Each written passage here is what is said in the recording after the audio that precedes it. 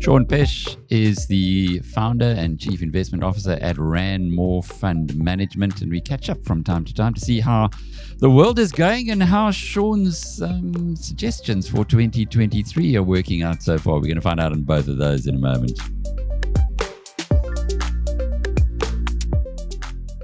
Hey Sean, good to see you as always. We have a rand that I never thought that I would see the rand getting just about at 20 to the US dollar certainly not for some years after those crazy, we had the COVID story, and then we knew why the rand was under so much pressure because no one knew about the future. But my goodness, to see the performance of the currency in the last week. Now, you're a South African, you've been in London for a couple of decades, so you retain a great interest in the mother country, as it were. How are you reading the market's reaction to the shock news on Friday that South Africa appears to have been selling arms to the Russians? Yeah, Alec, good to see you again, and thanks for the opportunity. It's obviously very disappointing. We've got lots of family and friends who are back in South Africa. It's a major issue for them, and you always just think about the follow-on effects, the fuel price, moving into feed, etc. At a time when there's lots of other pressures. And I did read with great interest R.W. Johnson's article that I thought was just excellent last week, excellently written as usual, and watched his interview with you. I think it's a real problem. I mean, how I like to think of currencies, it's a bit different. It's a bit different to economists who look at McDonald's burgers and different currencies, etc. But think of a country as a company, and think of the government as your management. And I wrote an article last week for CityWire over here about, is management on your side? Are they doing sensible things? Are they allocating capital correctly? And I referred to the banking CEOs of the 3 failed banks in the US, and I referred to Bed Bath & Beyond, and just how much those CEOs have taken off the table, and in case of Bed Bath & Beyond, how they acted in their own interests. And I look at the government and I'm going, they're shooting themselves in both feet. I'm talking about the South African government now. And so, I'm afraid I've been on the same page as Magnus for a long time, and I have written about this. I say, when pretend you're an international investor and you have the luxury of investing anywhere in the world you want. This is your future, your savings. Keep the patriotism for rugby matches. Don't worry about that. That you live here in the UK. Not all the UK citizens have all their money in UK stocks. I mean, America, Swiss people, do they only own Nestle and Novartis, or do they not have international stocks? And yet there's this patriotism thing that you feel like you've got to do the patriotic thing and buy local stocks. And we've had the luxury for many years in South Africa now of effectively no exchange control unless you're extremely wealthy. And so that's how I look at it. And it is great. It's hugely disappointing. And I do worry that R.W. Johnson's right. And I do worry that if the Wagner Group are out there operating throughout Africa and are now in South Africa, and we've got an election, what kind of interference are they going to have in the election next year? Because we know that they interfered with Brexit. We know that they interfered in the US elections. So if they manage to do that over here, well, what are they going to be doing in South Africa? So those are the concerns. But, unfortunately, government is not on our side as South Africans.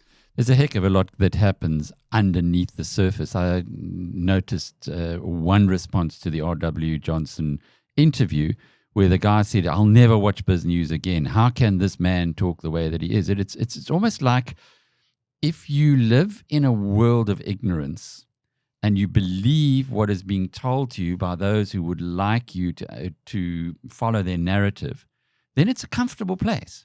It's a comfortable place. But when you scratch beneath the surface and you start seeing what's really happening, when you start informing yourself, it can be a bit scary. And maybe that's what we are witnessing and experiencing now. Sean, there's another piece of R.W. Johnson's that, in fact, he wrote for us last night, which is on BizNews Premium this morning, which is well worth reading, where he takes it one step further.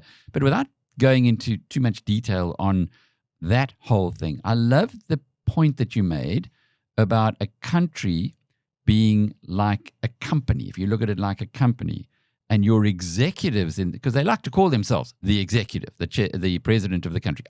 This is the way the executive operates. And those executives of the country, if they don't run the country properly, then their share price, i.e. the exchange rate, is going to show it. Is that too simplistic? No, I don't think it's too simplistic. I think it's worse, though. The problem is that, if a CEO does a bad job, you can fire him next AGM. You got an election every year, essentially. Okay, so this is a management team who's in place for at least 4 years. And then a lot of the shareholders are not voting at the AGM. So I do think but now if you take it a step further, Alec, and you say, well, let's look at your international allocation. Because many people talk about 50%, have 50% of your assets in South Africa. Would you put 50% into a company run like this? Now R.W. Johnson, I like to listen to people who've got nothing to gain from it. What has he got to gain from this? He's only after the truth. He lives in South Africa. People could say to me, yeah, but look at you, what you've got to gain is you run an international fund. Yeah. But I mean, that's why I've kept quite quiet on it. And I haven't been too vocal because I don't want that accusation. But I do think it is quite useful. And I live in the UK, but I don't have all my money in the UK stocks. So, only UK money I've got is whatever is exposed to UK stocks in the fund, because I've got all my money in our fund. So I do think that is quite interesting, but think about that. And it's not a case of patriotism. I mean, really, it's just keep that for, as I say, sports matches and things like that. Problem is when you're in a developing country, you need capital to grow. And that capital is, I guess, the responsibility of the whole country, all the citizens. We pay our taxes. We hope that money gets allocated in the correct way. And if it doesn't, well, we need to vote. And that's what democracy is about, isn't it? Look, I think that's right, Alec. So, but then buying things like Naspers, I mean, is that really investing in the country? Buying things like British American Tobacco, is that investing in South Africa? So don't kid yourself that you're being patriotic. I mean, if you want to start a business, fantastic, do that. I'm all for that. But then you're doing a different, then you really are making a difference. Buying companies that are listed on the JSE and think you're being patriotic doesn't make sense. Very good point. Very good point. Well, what about Japan then? Are the executives running that company or that country, to use the analogy, doing well? Because you've loved Japan for a while. I have indeed. And I was just looking at the numbers over the last year. This might surprise everybody, actually. Over the last year, Europe is up 13%. Okay, European equities. So that's the MSCI European Index. The Nasdaq's up 9%. So even with the technology bounce that you've seen this year, and all the data of 95% has come from 4 companies or whatever the numbers are, it's up 9%. Japan is up 8%. So almost kept pace with the Nasdaq. The S&P 500 is up 3%. So it just shows you that if the Nasdaq's up 9% and the S&P 500 is up 3%, and many of the companies are similar, what the rest has done. But yeah, Japan is up 8% in dollars. And I think I was actually out in South Africa last week, Alec. I was at the BCI conference, which is Boutique Collective Investments, and they have a massive platform. I was in Cape Town, and this was a big conference for IFAs, and there were nearly 1,000 IFAs attending that. And it was really interesting because there were some smart guys that I enjoyed listening to. Cy Jacobs, obviously, who we know well, and Ian Power, and they're all very cautious in the US. Okay. But interestingly, Orbis also made the same point that I made in my presentation. I was talking about where are the jewels, and my conclusion was the jewels are in Japanese stocks and in smaller and mid-cap stocks. Okay, and then go into those reasons. But if you look at the fact sheets of the largest funds, the largest offshore funds and the feeder funds in South Africa available to locals, 67, 68% is in US equities and very little in Japan. Now, the one key difference, which is, Japan has been cheap for a long time, and they've been cheap because what happened is when the bubble burst back in the late 80s, the companies sort of got quite concerned and hoarded cash and kept their cash on the balance sheet, and had these things called lazy balance sheets. You had your money sitting in cash. And of course, the problem is the cash rates in Japan were nothing. So you had this money sitting in the bank earning nothing. And so that depressed your return on equity and return on capital employed. And of course, we know that the companies that have done the best and the funds that have grown the most, and it's all the focus on return on equity, return on capital employed, the quality businesses, etc. But if you actually strip that cash out, some of those businesses are doing extremely well. What has changed is that you've got a new head of the Tokyo Stock Exchange. And they are on a mission to unlock the value, and they've sent letters to thousands of companies where the price to book is below 1. Okay, and it's saying, right, what are you going to do? Explain what that means, price to book below 1. So price to book, in other words, your net asset. So if you take a company and you collect all the debts and you pay all your creditors, okay, and you're left with your net assets, let's say it's 100, what is the value on the stock market reflecting? Okay, and if your value is 100 and the stock market value is 80, well, then you're at a price to book of 0.8. Okay, so in other words, it's trading on the market for less than the value on the stock market. And for many years, that's what someone like Benjamin Graham loved. But in America, you have to go back decades to have that kind of a scenario. You're saying that exists today in Japan? Oh, I mean, something like more than half the companies are trading below price to book of 1. Okay. Now, it's one thing if you always has to, me and second level thinking, thanks to Howard Marks, price to book of 1. Well, if your book, your net assets is a derelict steel factory, let's say, or an outdated semiconductor factory, well, that's very different to if it's cash and securities. So you've got to then look and say, well, what is my book? Are there debtors? Are there inventory, etc.? Okay. But that is the thing. So now the head of Tokyo Stock Exchange wants to know what these companies are going to do to unlock value, and the government is fully behind them. And the reason the government is behind them is that if you've got your local population invested in the stock market, and the stock market is not accurately valued or fairly valued, when those people come to retire, their pensions are going to be lower than what they should be. And if there's a shortfall, they become the state's responsibility. So you can see that there's a huge incentive. The state doesn't want this. We've got an aging population. Make sure these values are fairly valued. And I mean, we've got companies in our portfolio that are trading at less than cash and securities. Okay. So what you need is sorry, Sean, on that one. So what you could do theoretically with those companies is you could go and buy them, liquidate, and make a huge profit because they're trading at less. Multiples of your money, Alec. Okay, and in some cases, you've got a very good, secure operating business. Now, so what you're starting to see now from these Japanese companies is the obvious way to unlock value is to buy back shares. Okay, because then you're taking your cash and you're buying back shares and you're growing earnings per share. So even if you've got a stagnant economy, which they don't have, I mean, you always see this talk of recessions. Well, they're not talking about recessions in Japan, mainly talking about recessions in the US, okay, where everybody's got all their money. So the exciting thing is, and of course, you just have to buy back 5%. These companies just need to signal that they're going to be buying back a percentage, and these share prices accelerate. And the difference between Japan and the US is in the US, they're buying back shares to offset the share option dilution. Well, they don't issue share options in Japan. To the same, well, nowhere near the same extent. I mean, it's very rare. Companies and management remunerated and salary and bonus. And I mean, I use the example that the CEOs, the 4 CEOs of these companies earned $131 million in the last 3 years. Okay, the CEO of Mitsubishi UFJ, and these are tiny little companies that weren't really regulated, was less than $250 billion in the US. The CEO of Mitsubishi UFJ last year took home $1.8 million. Okay, and that's got $3 trillion in assets. It's got more than 10 times the size, and they took home a fraction. And that is what you see in Japan. So you have management teams that are not taking all the money for themselves, are now starting to buy back shares and unlock value, etc. Now the exciting thing is that if you go and buy a passive fund, or you go invest with one of the big companies, you're buying Toyota and Honda and those types of companies. The real value is in the smaller companies. Okay, and the big guys can't go there. You're reliant on small fund managers. And I remember at BNC, it's good timing, this interview, Alec, because remember at BNC4, I spoke about Mizuno, and I know you're a keen golfer, right? Mizuno came out with results on Friday. Revenue up 35%, operating income up 55%, earnings per share grew 33%. It's trading at 9 times earnings and below book value. So this is the point. So the point is everyone thinks that the only place you can find growth is in Apple and all that sort of stuff. Well, I mean, I'll read that out. So free cash flow, and look, I thought a couple of the large tech companies pulled a rabbit out the bag.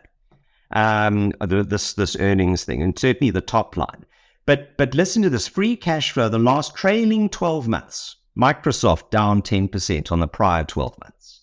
Apple down 8% in the prior 12 months. Google down 10% in the prior 12 months. Amazon lost 9 billion. Meta down 56%. So if you look at free cash flow, which is after adding back all their stock-based compensation, it's down. And what free cash flow yields am I paying? Well, I'm paying, like, or multiple, I'm paying 30 times historic earnings, 29, 25. What am I paying for the likes of Mizuno? 9. And they're growing 35%. This is what I like. So we have more in Japanese equities than we have in US equities because I'm not paying for the growth and I've got huge asymmetry. I've got the support, I've got the underpin if the poor hits the fan, okay, and things are, got lots of cash and securities in these balance sheets. I've got the upside of a re-rating if they start unlocking value. Sean, that's a very valuable input because from a South African's point of view, although we have had a relaxation of exchange control, South Africans do tend to stick local for the most part. It's only in recent times, for instance, Easy Equities, who make it possible for you to buy 100 rands worth of Amazon, that South Africans have started to branch internationally with their own money, supporting funds like yours to give you some of the money to offset the issues that are happening in this country. But it's not good enough just to go international, especially as you've explained now in a moment ago, because international could mean 68% in US, and in the US, it could be overvalued, whereas you're not getting exposure to Japan, as you've explained to us, in your opinion, is very undervalued, and the data tends to support that. So it's all an education process, isn't it? Absolutely. Look, Alec, if you're going to look if you go and have a look at the fact sheets of these large funds, if you're invested in these large funds where you recognize all the names, the Apple and Microsoft and Google, you're better off buying a passive in my view. Okay. Because you can get the same stuff at a fraction of the price. You want to be looking at the top 10 names on the fact sheet and go, I've never heard of these companies. Because now the fund manager is actually doing what they're supposed to be doing, finding the undiscovered jewels, turning over the rocks and finding the stuff that nobody else has found, in the hope that somebody else does. And there are lots of them, I think the problem is it's been so accustomed to that the only place of action is in the US. But let's just stand back. We've got, how many regional banks have failed in Japan this year? None that I know about. Okay, none that have failed in Europe that are regulated by the ECB. I mean, we had Credit Suisse. Well, we've had 3 in the US. Okay, and then one of them, there was another one, Silverlight or whatever it was, with the crypto that wasn't actually separately listed. The companies are expensive. Then you've got this debt ceiling. Who knows what's going to happen here? But you've got a big fight between the Republicans and the Democrats, playing party politics, no one thinks it could happen, but maybe it could. No one thought Russia was going to invade, but they did. So, so you say, well, hang on, am I being compensated for the risk? And then I've got executives taking all the cream. So I'm paying a big price. I've got huge risks. Everybody's there. Everyone's invested there. And is that the safest place to be? And we'd argue not. I mean, we are finding far more exciting things in Japan. The culture is so interesting, the way that you've explained it now as well, because we do appear to have this very brash culture in the United States where I've got to incentivize you as a manager to earn a lot of money if you're going to work. You can't pitch up at work and actually do the job that you're being paid for. You will only do better if you get incentivized. But of course, that has gone completely out of control. I don't think there's anybody who's saying that it hasn't. Yet in Japan, you're saying there's a different culture. People go to work, do their best, and don't expect to be earning lots and lots of money. Now, Milton Friedman would say, but Sean, you're on the wrong page. The Japanese companies are always going to underperform the American companies. Well, I mean, the share prices have, but just because, but I've shown you over the last year, they've outperformed. And who's even been looking at Japan? Now, the other interesting thing, Alec, and this is why you've got to be early to the party, okay, is that you've got lots of cross holdings. So you have Mitsubishi and you have the Sumitomo groups, etc., and they all own shares in each other. And lots of these companies own shares in other Japanese companies, and that reduces the free float.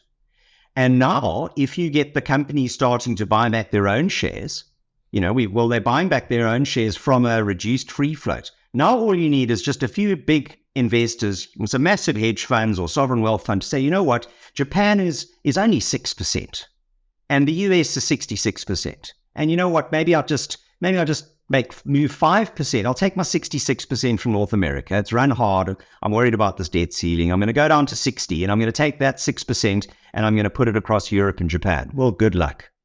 You're not going to find the liquidity. You really aren't. And so the only way you're going to find liquidity is if you pay up. And so you could see real fireworks. So you can wait until after the event, or you can move now. As always, fascinating insights from Sean Peche. Today we speak Japan and South Africa. Maybe next month, Sean, when we catch up again, it'll be Europe. Probably a good idea to see where that's going to be going, because by that stage, presumably, the spring offensive, the Northern Hemisphere's spring offensive between Ukraine and Russia would have been well underway, and we'd get a better insight into the way that is going to end. Just very briefly, is that something we should all be watching? Well, look, I was wrong, because I said Russia would give up by the end of March. So give me 3 months grace. I'm quite encouraged by what I see. Can you imagine what European stocks are going to do if this war ends? Could be fun. It's another reason you don't want 66% sitting in the US. Sean Peche of Ranmore Fund Management, and I'm Alec Hogg from BizNews.com.